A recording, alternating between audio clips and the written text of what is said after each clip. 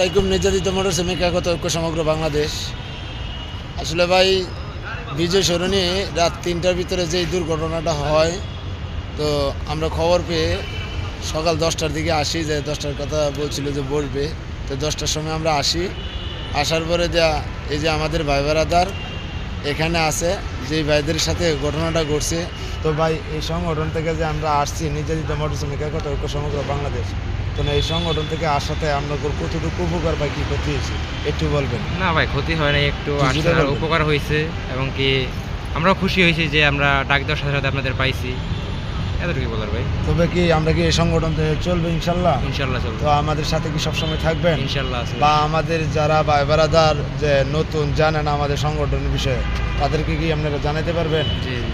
ধন্যবাদ। আসসালামু আলাইকুম। নির্যাতিত মোটর শ্রমিক একতা ঐক্য সমগ্র বাংলাদেশ, সবাই ভালো থাকবেন, সুস্থ থাকবেন। আসসালামু আলাইকুম।